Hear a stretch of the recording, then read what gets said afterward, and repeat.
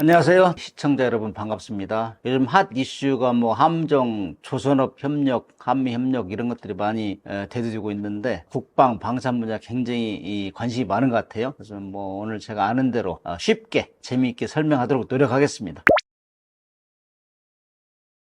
1차 대전까지는 해양에서의 전투는 주로 수면 위에서 이루어졌어요. 그래서 배를 타고 가서 함포로 쏘고 또 비행선을 달려서 멀리 있는 표적을 보고 알려주고 거기다 긴 함포로 공격하고 이렇게 했는데 1차 대전이 시작되면서부터는 독일이라는 나라가 유보트를 물속에서 수상함을 공격했어요. 그래서 그야말로 공중, 수면 위, 그 다음에 물 밑, 이런 입체 작전이 시작된 게 1차 대전이에요. 그때까지는 영국하고 독일하고 해전을 하면서 이 독일의 유보트가 갑자기 밑에서 어리로 영국의 순양함을 공격한 거예요. 그러니까 깜짝 놀랐죠. 어디서 나를 공격한지도 모르고 영국의 순양함이 깔아앉았단 말이죠. 그거 보니까 유보트예요. 그때부터 이건 물밑에서 공격하네? 그래가지고 영국에서는 비열하게 물밑에서 공격하느냐 해가지고 대항을 잘 안 했어요. 그러나 결국에는 물속에서 공격한 잠수함이 그때부터 부각되기 시작했어요. 그래서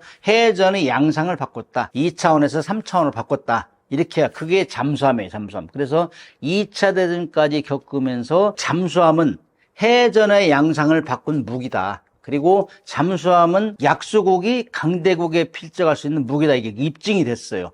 영국하고 독일하고 해군력은 8대2 정도 했는데 영국을 거의 항복 직전으로 몰고 왔다. 왜냐하면 영국이라는 나라 섬나라잖아요. 섬나라의 모든 전쟁 불도량이 바다를 통해 들어오는데 그걸 다 막았잖아요. 유보트가. 그래서 그때부터 이 유보트 잠수함은 함부로 대항하면 안 되겠다. 그래서 잠수함은 그야말로 가성비가 뛰어난 무기다. 중소해군국이 강대국이 필적을 쓴 무기다. 이게 입증이 된 거예요. 그래서 잠수함이 그때부터 이제 두각을 나타내기 시작했죠. 우리 한국의 초기 잠수함은 독일에서 사왔어요. 유보트의 강국 독일. 그래서 그때 당시에 이제 우리 해군에서는 우리도 수상함은 지금 어느 정도 크고 있는데 잠수함이 없어. 잠수함이 없으면 입체해군이라고 얘기할 수 없어. 이래가지고 잠수함은 꿈의 무기체계다. 해군이 갖고자 하는 꿈의 무기체계다. 이런 얘기를 했었어요. 그런데 이제 드디어 우리가 이제 미국으로부터 잠수함을 구입하려고 했어요. 그런데 미국에서 너희들 우리가 지켜줄 테니 자꾸 잠수함 가져가. 이건 공격무기가 우리가 해줄게. 그런데 마지막에 미국에서도 디젤 잠수함을 팔려고 했어요. 이제 다 폐기 처분하고 미국은 핵 잠수함만 가지려고 했는데 보니까 디젤 잠수함 미국에 사오려다 보니까는 군수 지원 라인 다 끊기잖아요. 단종도 있잖아요. 그럼 우리가 불리하죠. 그래서 우리가 다시 검토하겠다 해가지고 프랑스, 그 다음에 이태리, 독일 이렇게 세 나라에서 각자의 모델을 가지고 경쟁을 시켰어요. 그리고 우리가 독일의 209 타입 1200이라는 이 배를 사왔어요. 그래서 사와가지고 1993년도에 맨 첫 배는 독일에서 건조해가지고 그거를 건조 현장에 가서 우리가 배웠어요. OJT 언더잡 트레이닝을 통해서 그 당시에 대우조선해양 기술자들이 가서 어떻게 건조하냐 다 현장을 보고 배웠고 우리 해군은 가서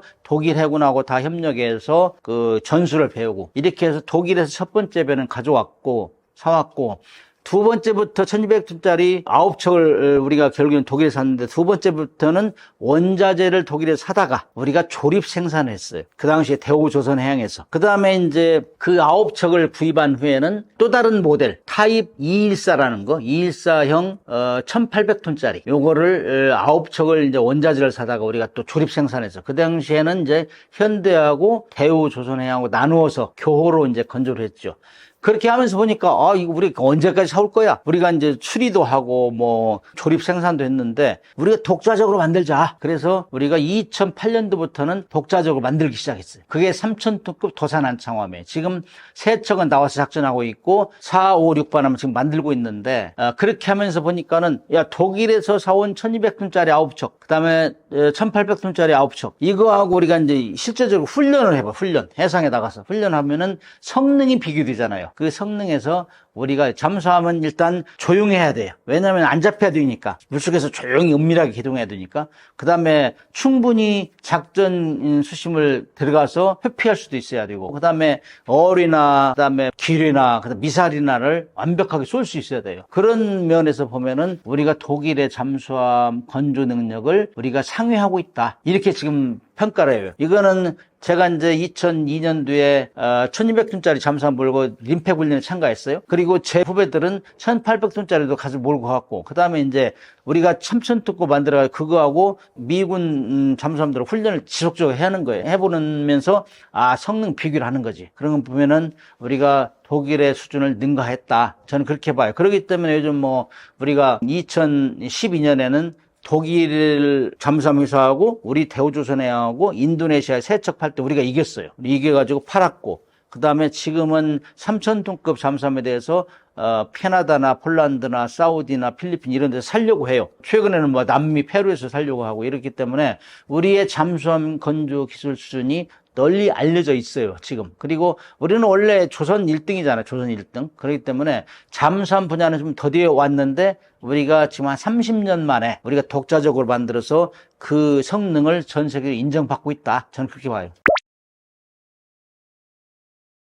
2차 대전이 끝나고 나서 평가할 때 태평양 전쟁을 총지휘했던 분이 있어요. 니미츠 제독이 있어요. 미국에. 그분이 이제 과거의 해전은 전함이 했고, 막 전함이라는 건 막 몸뚱아리 많은 그 포탄을 쏠 수 있는 거포주의라고. 그 전함이 했고, 오늘날에는 항공모함이 이 해전을 지휘하지만 미래는 잠수함이 해전을 주도할 것이다. 이렇게 예언했어요. 근데 거기서 맞는 말이 있고 틀린 말이 있어요. 과거의 해전은 지배했던 건 거포주의가 맞아요. 그 다음에 오늘날의 해전은 항공모함이 하지만 미래는 잠수함이 한다. 그 중에서 잠수함이 한다는 것도 맞아요. 그러나 항공모함은 그 당시에 했는데 지금 80년이 지나도 항공모함이 1등하고 있어요.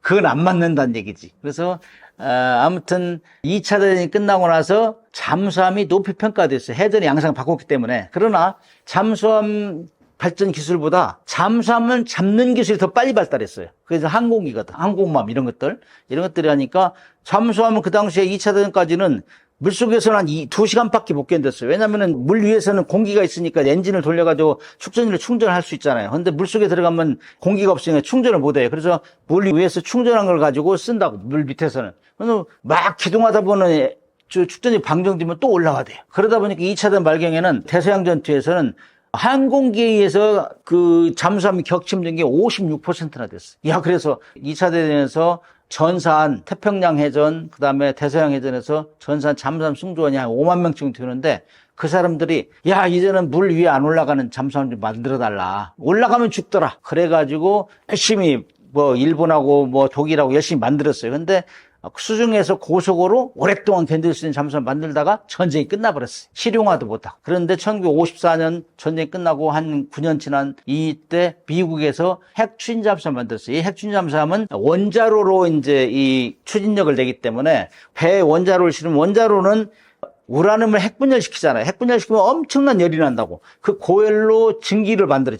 물을 끓여가지고 그 증기로 터빈을 돌리고 터빈을 돌려가 전기를 생산하고 이러기 때문에 핵추진 잠수함은 승조원의 체력과 식량만 있으면 무제한 작전이 가능해요. 안 올라와도 돼요. 물 위에. 자기 필요할 때만 올라와서 확인하고 이렇게 한다고. 그러다 보니까 그 다음에 이제 디젤 잠수함 하루에 두세 번씩 충전하러 올라와야 되니까 이때 걸린단 말이죠. 레이더에 걸리고. 그런데 그렇기 때문에 두세 번 올라와야 되기 때문에 북극도 못 가요. 북극해도. 북극은 빙하로 덮여 있잖아요. 근데 핵잠수함은 가요. 북극에 디젤 잠수함 못 가잖아요.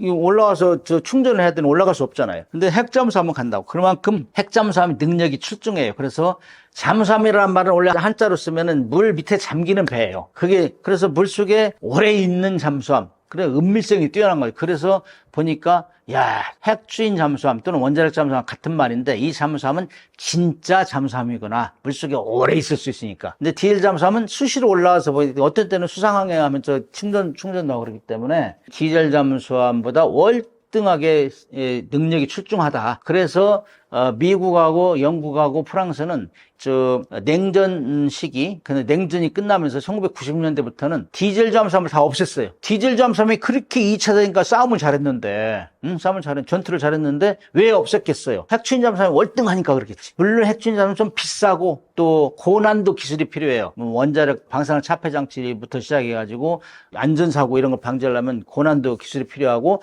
그 다음에 우라늄이 들어가기 때문에 핵무기를 만들 것이라는 오해를 불러일으키기 때문에 아무나 허락을 안 해요. 그렇기 때문에 그렇게 여러 가지 어려움이 있지만은 핵잠수함이 디젤 잠수함보다 능력이 출중하다. 돈도 좀 물론 비싸겠지. 그러나 능력이 출중하기 때문에 핵잠수함을 선택했는데 지금 핵잠수함은 미국이 완탑에 완탑. 이건 따라갈 수 없을 정도로. 미국은 핵잠수함만 있어요. 그 다음에 영국, 프랑스 여기도 핵잠수함만 있어요. 그 다음에 러시아하고 중국은 핵잠수함하고 디젤 잠수함 같이 가지고 있는데 디젤 잠수함 같이 가지고 있는 거는 러시아나 중국 이런 데는 팔으려고 해요. 국제적으로. 수출용으로 만들고 있고 그래서 연안 방어를 용으로 중국 같은 데 가지고 있어요. 그 다음에 인도 같은 경우도 핵잠수함 가지고 있는데 거기는 아주 초급 기술이고 최근에 가장 늦게 개발한 데고 그래서 핵잠수함은 미국이 완탑이고 그 다음에 따라가는 데가 러시아, 프랑스, 그 다음에 영국, 중국, 인도 순이다. 그리고 이제 핵잠수함을 이 좋은 잠수함이라고 느끼기 때문에 다 인식이 돼 있기 때문에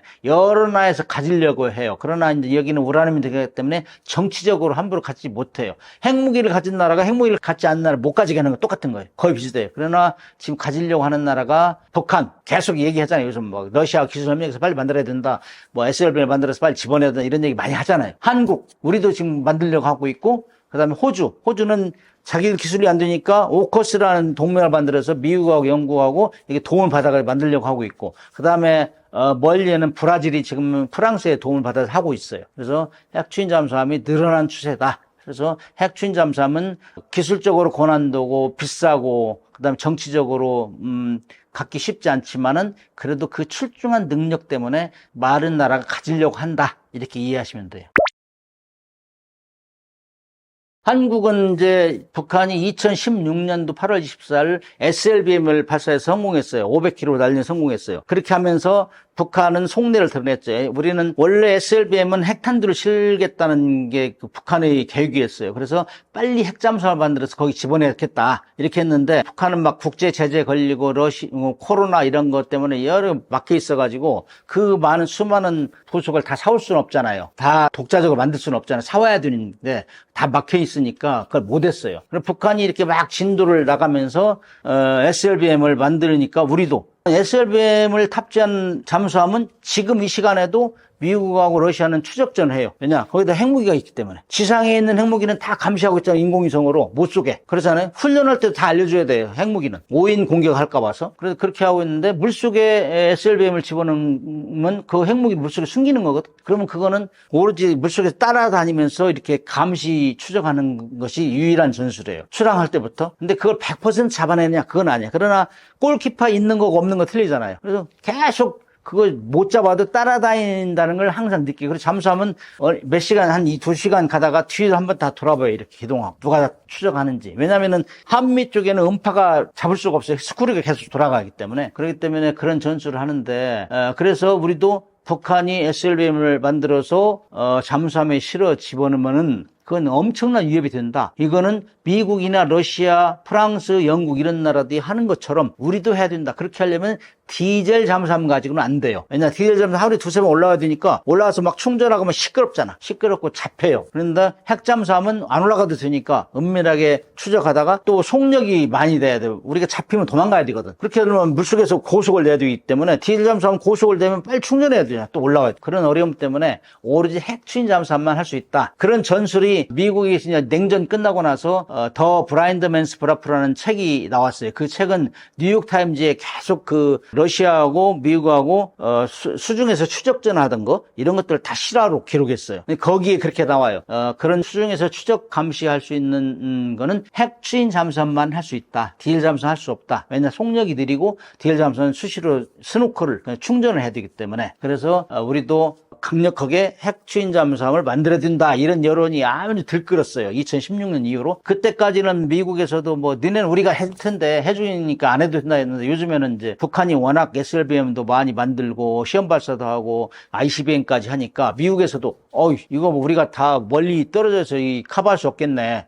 북한이 핵 잠수함에다 핵무기 실으면은 미국의 본토가 위협받잖아요. 그렇기 때문에 한국에서도 그걸 만들어서 먼저 맨 외곽에서 막아라. 이런 뭐 논리가 이제 있을 수 있잖아요. 그래서 우리한테도 이제 긍정도 아니고 부정도 아니고 그래서 뭐 너네 만들어라. 우리는 도와줄 수는 없다. 그러나 그런 와중에 이제 저도 이제 전역을 했기 때문에 지금 확실히는 얘기할 수 없지만은 누군가 어디선가 진도가 나가고 있을 거예요. 그래서 국민들이 빨리 해! 그렇게 이제 뭐 우리가 북한보다 국방비도 20배 이상 내는데, 응? 20배 이상 드는데 왜 북한은 질질 끌려다녀? 왜 핵무기도 우리 질질 끌려다녀? 핵잠수함도 우리가, 잠수함도 30년 늦게 우리가 가졌는데 왜 핵잠수함도 30년 늦게 가지란 말이야? 갖는단 말이야. 그러면 이제 국민들이 지적하면 이제 빨리 속도를 내겠죠. 그래서 이 TV를 보고 이제 많은 분들이 빨리 만들어라. 북한이 뭐 거지 같은 나라에서도 하는데 왜 우리가 못하냐? 막아라. 그리고 북한의 잠수함을 한국에서 못 나오게 봉쇄해야 된다. 그렇게 하려면 핵잠수함이 있어야 된다.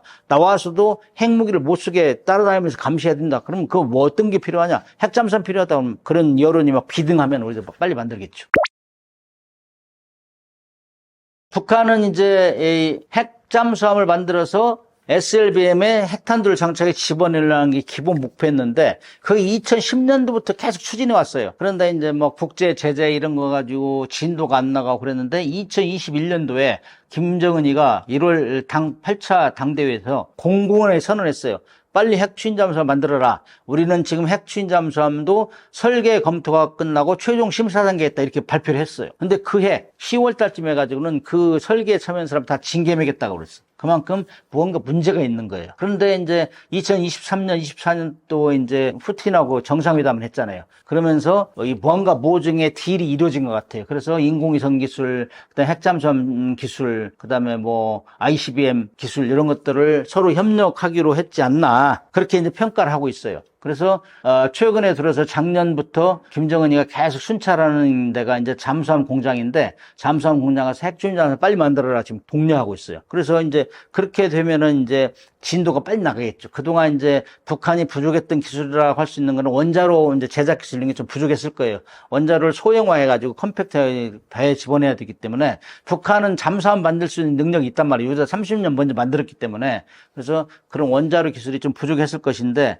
그 분야를 지금 최종적으로 독려해서 지금 거의 진수 직전으로 가고 있는 거 아니냐. 처음 배를 만들어서 물에 띄우는 거 진수라고 하는데 이게 이제 진행되고 있는데 그 전에 핵추진 잠수함의 진도가 늦으니까 2013년 9월 6일 날은 디젤 잠수함 김군옥함을 개조해가지고 가지고 있는 디젤 잠수함 1800톤짜리를 개조해가지고 거기다가 SLBM을 10발을 실는 걸로 이렇게 이 진술을 해서 선전을 했다고. 왜냐? 야, SLBM을 만들어서 시험 발사까지 했는데 잠수함 실을 잠수함이 없단 말이야. 빨리 서둘러. 막 족치니까 그러면 일단 디젤 잠수함이라도 실겠습니다. 해가지고 김군옥한 진술을 했어요. 근데 원래 배를 만들어서 최초에 물에 띄우면은 한 1년 정도면은 시운전이 다 끝나요. 끝나고 이제 전력화가 되는데 지금까지 소식이 없잖아요. 2023년 9월 6일이니까 지금 1년 반이 넘잖아요. 그러면 뭔가 문제가 있어요. 그래서 작년부터 이제 TV조선 이런 데서 북한 김군옥함 잠수함이 시운전하다가 기울어져 가지고 뭐 넘어질 뻔했다 뭐 이런 뉴스가 나오는 거는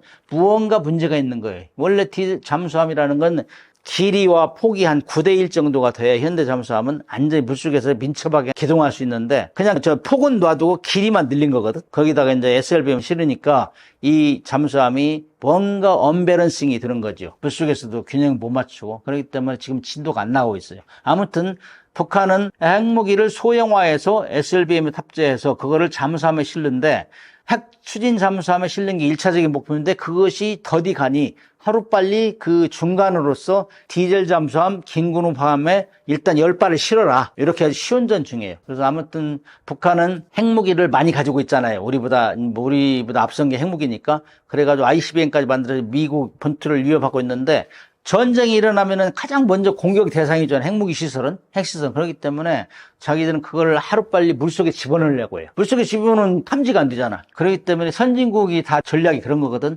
물속에 집어넣어. 이 현대전에서는 핵전쟁을 가장 억제하는 초선봉에 있는 게 핵 SLBM을 실은 잠수함이에요. 왜냐? 지상을 먼저 ICBM을 공격하면은 물속에서 어디서 날아올지 모르잖아요. 내가 공격했다고 뭐 워싱턴 공격했다고 만세 부를 수 없잖아. 어디에선가 물속에 있는 잠수함이 날아오기 때문에 그래서 함부로 쏠 수가 없는 거예요. 그래서 북한도 그런 전략으로 가고 있다. 그래서 하루빨리 해군의 핵무장화를 지금 서두르고 있어요. 잠수함뿐만 아니라 수상함정 엊그저께 이제 진수한 그 5,000톤급 뭐 북한판 이지스함이라는 거기에도 이제 중국에는 SLBM은 아니지만은 거기다 수직 발사관을 실어가지고 거기다 핵탄두로 해가지고 바다에서 쏠 수 있다 이런 무장을 하고 있는 거예요.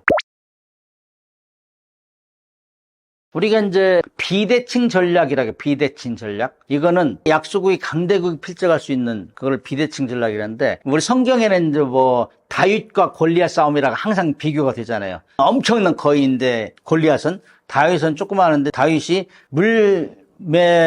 돌로 이 머리를 쳤잖아요. 그래서 다윗을 거꾸로 틀었는데, 이게 이제 비대칭 전의 시죠. 그래서 북한이 우리한테 경제력으로 안 되고 방위력도 안 되고 한미 동맹에, 막강한 한미 동맹이 있어요. 안 되니까 핵무기를 개발한 거거든. 그죠? 핵무기를 개발한 것 같이 우리도 사실 북한은 이제 압도해요. 핵무기를 제외하고는. 그러나 일본하고 중국이란 거대의 국가가 지금 양쪽에 있어요. 그 나라들은 어떤 나라들이냐? 우리한테는 천추의 한을 맺히게 한 나라들이에요. 중국은 시도 때도 우리를 병자호란, 뭐 정묘호란 해가지고 짓밟고 우리를 우습게 알고 우리 국민들을 끌어가고 그랬잖아요. 일본은 간단하게 36년을 우리 짓밟았잖아. 노예로 여겼잖아요. 그런 나라가 지금 한미 동맹이라는 강력한 동맹이 미군이 있기 때문에 우리를 안 건들죠.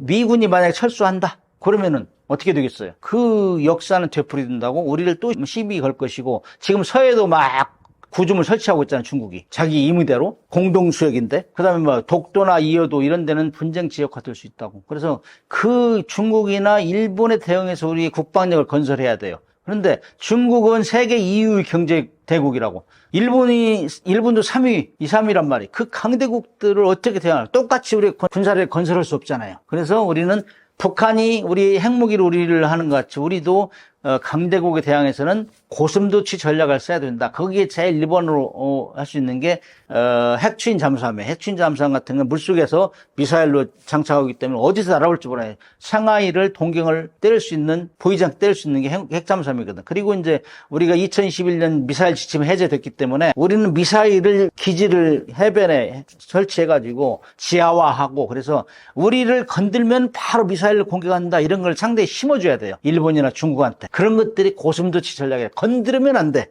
내가 함부로 내가 중국이 항공모함 가지고 있다고 우리한테 큰 소리 빵빵 치고 일본도 항공모함 만들고 있잖아요. 우리는 항공모함 만들려니까 우리 국민들이 너무 돈이 많이 들어. 구정비도 많이 들어, 건조비도 많이 들어. 그래서 다시 생각해봐. 이런 대안으로 할 수 있는 것들이 핵추인 잠수함에 미사일을 실어서 숨기는 거고, 그 다음에 해안이라는 데 기하경화해가지고 미사일로 무장해서 우리 건드리면, 대한민국은 건드리면 그냥 미사일 구름이 날아온다, 뭐 이런 인식을 줄 수 있도록 하는 거. 이런 것들이 이제 우리가 앞으로 가야 될 고슴도치 전략이라 할 수 있어요. 강대국이 필적할 수 있는 거. 미군은 우리가 핵잠수함 만들려고 하면은 그것이 미군의 이익에 부합돼야 돼요. 일단 핵무기는 미국에서 반대하고 있지만은 핵추인 잠수함은 아직 몰라요. 왜냐면은 우리가 원하는 핵추인 잠수함은 오로지 군함의 추인체로만 사용하겠다. 핵무기는 아니고, 그리고 우라늄 농축도 20% 미만을 가지고 추인체만 활용하겠다. 이게 우리의 계획인데, 핵무기를 만들려면 우라늄 농축도가 90% 이상이 돼야 돼요. 최소한. 그럴 때 우리는 만들 수가 없어요. 우리는 농축 시설도 없기 때문에 만들 수가, 다 사와야 되는데 IAEA에서 다 감시를 해요. 사올 수도 없고, 고농축은 사올 수 없고, 오로지 20% 미만은 국제시장에 상용으로 거래되는 거라. 그래서 이런 것들은 사올 수 있는데, 우리가 이제 그렇게 해서 만든다 할 때 미국이 과거 같으면 우리가 해줄게 했는데, 요즘은 북한이 워낙 ICBM 만들고 SLBM 만들어서 다 배치하고 있기 때문에 우리가 효율 전방에서 막아주면 미국한테도 좋죠. 그때 미국이 요즘에는 굳이 반대를 안 한다. 그리고 한국은 2018, 19, 20년 기간 동안에 북한을 비핵화를 시키기 위해서 하노이 회담, 싱가포르 회담 우리가 주도적으로 견인을 했어요. 그렇기 때문에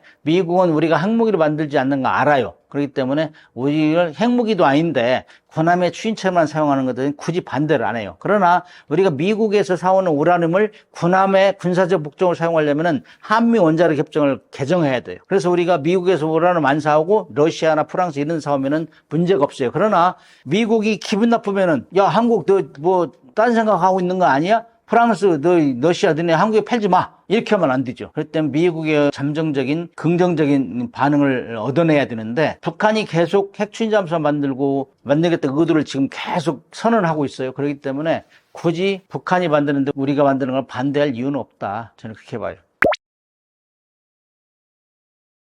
요즘 보면은 유튜브에 보면은 KF-21 얘기 나오면 굉장히 조회수가 많이 올라가요. 국민들이 열광하고 있는 것 같아요. 그거는 마치 우리가 미국에서 계속 전투기를 사왔다가 그거를 기술을 기반으로 우리 걸 만들어낸다. 거기에는 자부심, 그다음에 미국으로부터 기술 종속을 벗어날 수 있다. 이런 어떤 국민들의 열망, 이런 것들이 작용한 것 같은데, 거기다가 능력도 좋다고, 그다음에 뭐 지금 계획대로 개발하고 있는데 하나도 뒤진 거 없이 스케줄, 그러니까 완전히 잘 가고 있다. 이런 것 때문에 국민들이 엄청 좋아하고, 그다음에 다 개발도 안 끝났는데 여기저기 사겠다는 나라가 늘어난단 말이죠. 그렇기 때문에 KF-21 얘기 나오면은 완전히 인기가 좋아요. 근데 제가 사실 저는 해군 출신이고 공군 출신 아니지만은 방위산업 차원에서 얘기해야지, 제가 기술적인 건 제가 얘기해봤자 남들이 안 알아주니까. 근데 왜 이렇게 열광을 하느냐? 자, KF-21 전투 능력을 보면은 일단 우리는 주적이 북한이니까,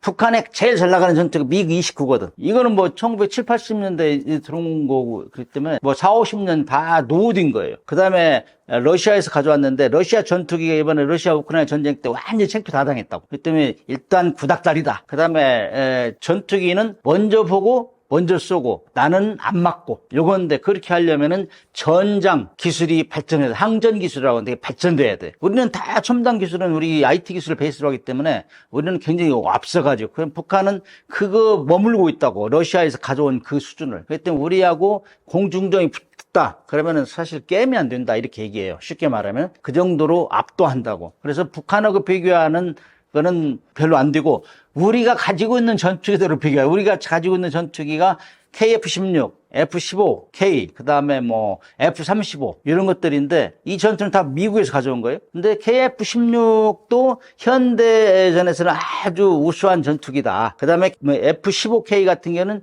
공중전에서 한 번 진 적이 없다, 이런 명성을 날리는 전투기들인데, 그 다음에 F-35 같은 거는 귀신 비행기라고, 스텔스 비행기 이 정도인데, 그 셋과 비교해보면 KF-21이 KF-16보다는 좀 앞선 것 같아요. 어떤 면에서 무장 능력, 그다음에 공중전 수행 능력, 그다음에 또 가격이 싸요. KF-16보다는 가격은 약간 비싸요. 그러나 성능은 우수하다. 특히 뭐 미티어 같은 거는 뭐 150km 이상에서 적을 먼저 보고 미사일을 공격할 수 있으니까, 이런 면에서는 KF-16을 능가한다. 근데 무장 투사면, 지상 공격 능력, 이런 것들은 F-15K하고 비슷하다, 이렇게 평가를 해요. 근데 이제 항공기 중에서 먼저 보고 먼저 쏘고 나는 안 잡히고, 나는 안 잡히는 이게 이제 스텔스 기술이거든. 이거는 F-35보다는 좀 떨어져요. 그래서 통상 4.5세대 전투기다, 이렇게 얘기하는데, 5세대라는 건 완전 스텔스라는 거, 안 잡히는 거. 근데 우리는 그 전 단계다, 이렇게 얘기하기 때문에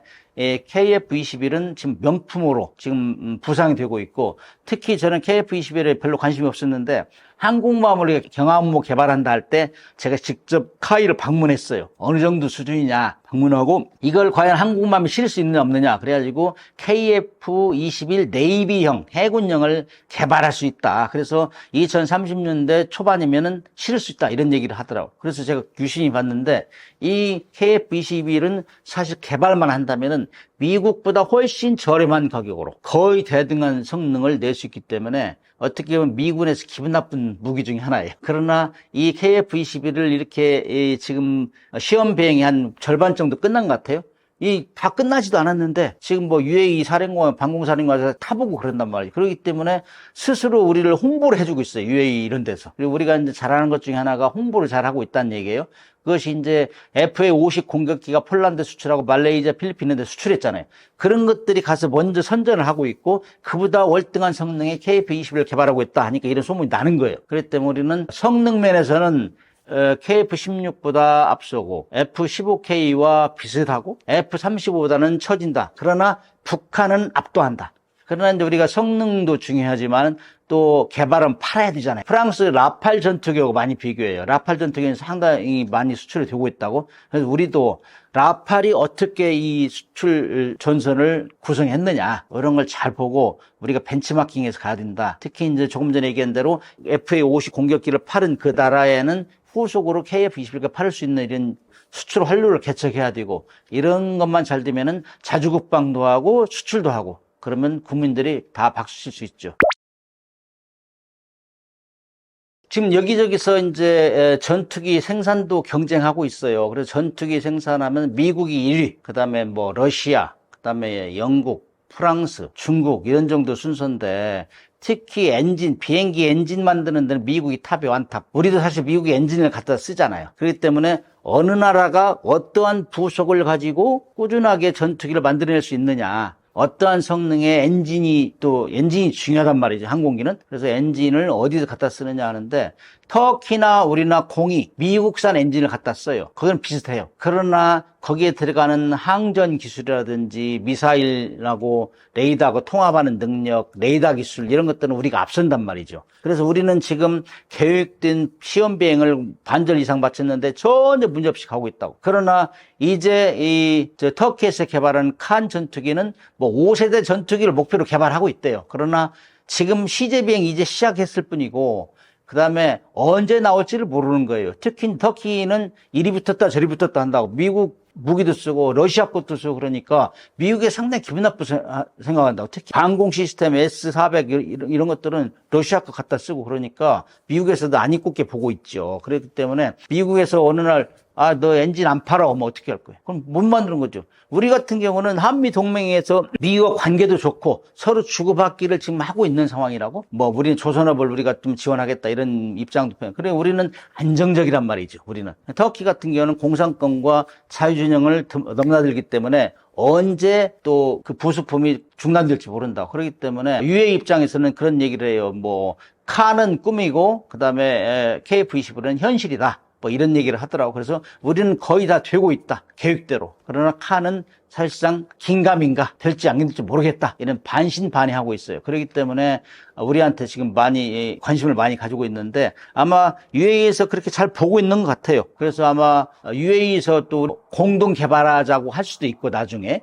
그렇기 때문에 지금 착착 진행되고 있는데 UAE 같은 데도 사서 하면은 중동 지역에 이제 KF-21을 팔 수 있는 저류의 찬스가 오는 거죠.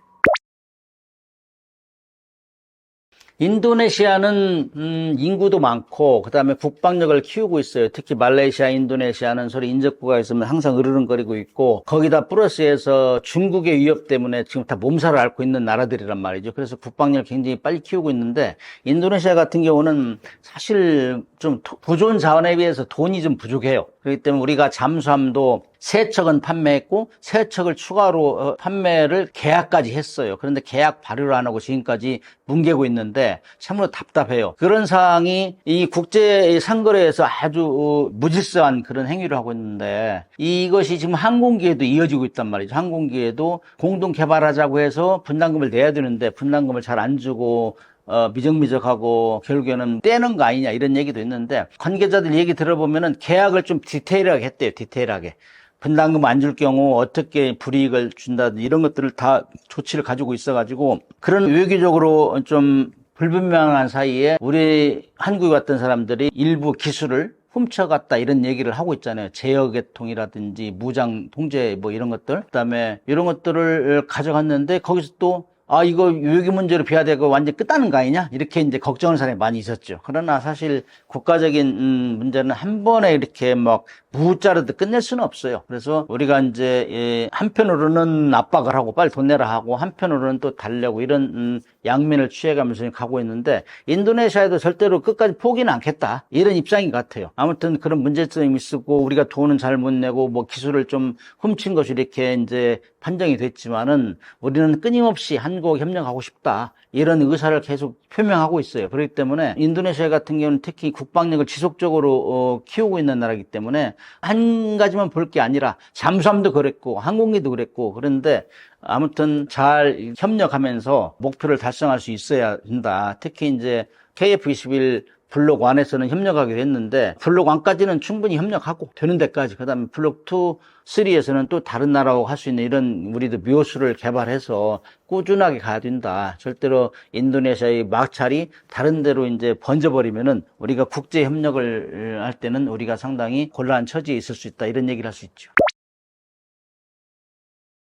저는 KF-21이 2035년 정도면 블록 3까지 개발이 끝나요. 그러면 KF-21은 아무튼 F-15K보다는 성능이 대등 또는 유사하고 F-35보다는 덜하다. 이 정도로 평가하는데 블록 3까지 끝나면은 이제 F-22를 개발하겠죠. 그럼 그거는 지향하는 바가 완전 스텔스화, 그러니까 F-35 성능 이상으로 뽑아내겠다 이런 계획이 있는 것 같은데, 이건 공식적으로 누구 얘기한 건 아니에요. 근데 많은 사람들이 아마 그런 순으로 가지 않겠느냐, 특히 이제 국가연 이런 데서는 이제 계획을 잡아가지고 이거는 뭐 5세대 완전한 F-22는 5세대 전투기로 개발해야겠다 이런 목표를 가지고 있다고 해요. 그래서 이제 이거 완전 스텔스, F-35 뭐 이상 F-22까지 이렇게 도달할 수 있는 완전 스텔스형으로 가겠다. 그래서 레이더 반사편을 줄여야 되겠죠. 그 다음에 뭐 외부 무장창, 뭐 내부 무장창이 있는데, 내부 무장창으로 집어넣고 외부에는 걸리적거리는 게 없이 레이더에 안 잡히게 깔끔하게 정리를 하려고 하는 것 같고, 그 다음에 센서를 융합, 레이더하고 그 다음에 적외선 탐지 추적 장치, 전자전 패키지 이런 것들 통합하는 거, 그 다음에 데이터 링크라고 있어요. 데이터 링크. 이거는 F-35가 몇 대가 평양을 공격하러 가요. 그러면 자기들끼리 은밀하게 내심 이렇게 교신하는 것이 다른데 안 들리게, 그런 것들을 이제 뭐 쉽게 말하면 은밀 통신을 한다 하는데, 이건 데이터 링크가 있어야 돼. 이런 것까지 이제 개발하겠다. 그 다음에 이제 초고기동성. 그래서 이제 우리가 이제 F-22를 높이 평가하는 거는 그 상대 수많은 항공기들하고 이 근접전에서도 막 갑자기 막 수직으로 꺾고 올라가고 고고학 비행기를 할 수 있는 거거든. 가다가 확 틀어버리고, 이런 것들은 이제 용어적으로 추력 편향 노즐이라고 하는데, 이런 것까지 개발을 하겠다. 그래서 공대공 근접전에서, 그 다음에 러시아에서 개발한 Su-57, 그 다음에 미국의 F-22를 이상으로 이렇게 하겠다는 목표를 세우고 있는 것 같아요. 그 다음에 자율 임무 비행. 이거는 이제 앞으로 이 비행기는 무인 항공기, 무인기까지 컨트롤할 수 있는 이런 능력을, 드론 소음까지 컨트롤할 수 있는 능력을 부과하겠다. 그 다음에 항공 전자장비 국산화율을 90% 이상 하겠다. 레이더, 전자장비, 전자체계. 그 다음에 이제 GPS 제밍에 대응하는, 그 다음에 사이버전 능력에 대응하는 이런 것까지 개발하겠다는 것이 이 목표예요. 그리고 이제 속도도 마 2.0 이상, 그 다음에 항속거리도 3,000km 이상, 뭐 21이 2,900km니까, 그 다음에 스텔스는 F-35A 이상으로, 그 다음에 이제 최대 무장은 7톤 이상, 그 다음에 주요 무장은 스텔스 대형 장거리 공대공 미사일, 초음속 스테누프 무장, 그 다음에 스텔스 대함 대지 미사일. 그래서 완전히 공중에서 우세를 하면서 지상도 정밀 타격하고 나아가서 공대함까지 공격할 수 있는 이런 능력을 확보하겠다. 이런 계획을 가지고 지금 추진하고 있지 않나, 이렇게 생각합니다. 그래서 이제 F-22는 그야말로 5세대 전투기, 그야말로 이 F-35를 능가하고 거의 F-22에 도달하는 이런 수준으로 개발하겠다. 이게 이제 22의 목표인 것 같아요. 한국 방사는 지금 2027년까지 세계 5위로 올라가겠다. 수출 그렇게 하고 있는데, 이거는 사실 우리가 좀만 잘하면 견제가 들어와요. 어느새 지금 우리가 K9 자주포, K2 전차 이런 것들이 유럽에서 시장을 막 섞어놓고 있으니까 EU에서 우리를 방해하고 있다고. 그리고 자기들도 EU 무기 자금률을 60% 올리겠다 이렇게 하는 거예요. 그만큼 견제가 들어오기 때문에, 그렇게 되면은 우리가 차별화, 한국만의 특화 전략을 가져야 돼. 한국만의 특성, 차별화. 그리고 가장 중요한 것 중에 하나가 완전 독자 기술을 확보해야 돼. 독자 기술. 우리가 지금 항공기 같은 경우는 미국에서 이제 수출을 가져오잖아요. 엔진도 가져오고, 그 다음에 어떤 기술도 베이스먼트는 미국이란 말이죠. 근데 우리가 독자적으로 개발해야 된다. 그 다음에 수출 시장을 다변화해야 돼. 우리가 만들면 뭐예요? 우리가 더 그거를 뭐 지금 KF-20을 120대까지 만들었는데 그거를 더 이상 만들어서 이제 수출을 해야죠. 그렇기 때문에 글로벌 시장 확대를 위해서 개척을 해야 된다. 그 다음에 이제 우리가 가지고 있는 온 기술, IT 기술을, 첨단 기술을 다 활용하고, 거기 특히 이제 무인기 기술, AI 기술 이런 것들이 다 들어가서 그야말로 누구도 따라오지 못하는 이런 수준으로 가야 되지 않겠느냐. 그 다음에 앞으로는 우리가 이제 독자적으로는 하기 쉽잖아요. 왜냐하면 기술이라는 것이 완전히 보호할 수 없는 것이고, 어느 정도 팔다 보면 기술 이전해줘야 되는 거고, 그렇기 때문에 우리 혼자는 할 수 없어요. 특히 나토 같은 데서 지금 한국을 견제하기 위해서 자금률 높이겠다 이렇게 바리케이트를 치고 나오기 때문에, 우리도 그런 거에 대비해서 공동으로 개발해야 협력해야 돼요. 그래서 나토 국가 중에 폴란드나 뭐 이런 국가는 우리가 협력하기 쉽거든. 그래서 국제 협력을 하면서 해야 된다. 그다음에 이제 우리 한국이 무기를 이렇게 팔 수 있는 고가의 무기를 이렇게 고급진 무기를 팔 수 있던 거는 북한하고 계속 대치하면서 우리가 성능 개량을 해왔어요. 성능 개량. 그 성능 개량, 그걸 이제 진화시킨다고 하는데, 성능을 진화시킨다는데, 이런 걸 지속적으로 하려면은 정부에서 R&D비를 많이 투자를 해줘야 돼요. 그렇게 해야 기업에서 그걸 가지고 개발하고, 그거를 또 팔아서 다시 국민한테 돌려주고, 그렇게 환류를 시켜야 되는데, 그래서 독자 기술을 완비해야 되고, 그 다음에 수출 시장 다변화해야 되고, 그 다음에 첨단 무기, 우리만이 할 수 있는 무기가 있어야 되고, 국제 협력을 통해서 공동 생산을 체제, 그 다음에 방위산업의 생태계를 튼튼하게 해주기 위해서 R&D 이런 걸 충분히 투자를 해줘야 된다. 저는 그렇게 보고 있어요.